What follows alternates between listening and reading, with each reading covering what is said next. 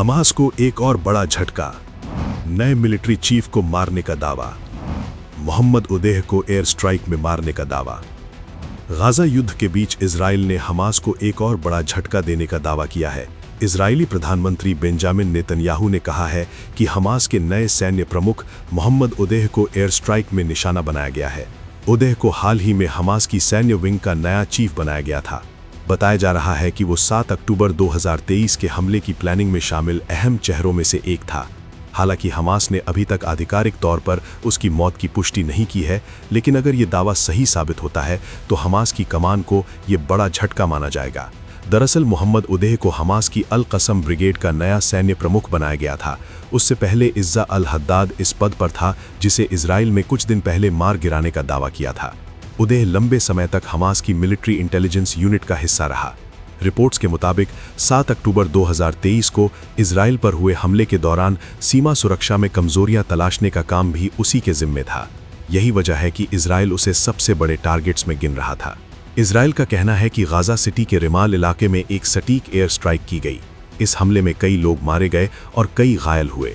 Netanyahu ने साफ कहा कि 7 अक्टूबर हमले में शामिल किसी भी शख्स को छोड़ा नहीं जाएगा। इजराइल पहले भी हमास के बड़े नेताओं को निशाना बनाता रहा है। मोहम्मद डेफ, याहिया सिनवार और कई दूसरे बड़े कमांडरों के मारे जाने के बाद अब मोहम्मद उदेह को भी उसी कड़ी में देखा जा रहा है। बताया जा रहा है कि उदेह हमास के उन गिने चुने नेताओं में था जो अब तक जिंदा बचे हुए थे। हमास के अंदर उसे संगठन को दोबारा खड़ा करने की जिम्मेदारी दी गई थी।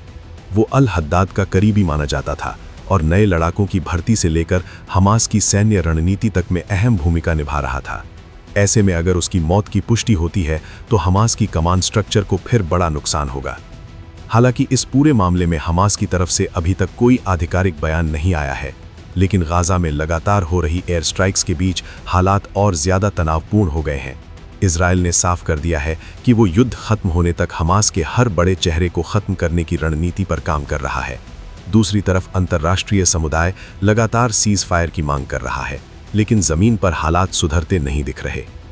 हमास के नए चीफ मोहम्मद उदेह पर इजरायली हमले ने साफ कर दिया है कि गाजा युद्ध अभी खत्म होने से बहुत दूर है।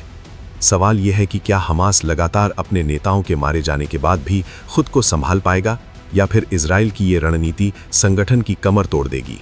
फिलहाल के लिए बस इतना ही। बाकी अपडेट के लिए बने रहिए वन इंडिया हिंदी के साथ। Subscribe to One India and never miss an update. Download the One India app now.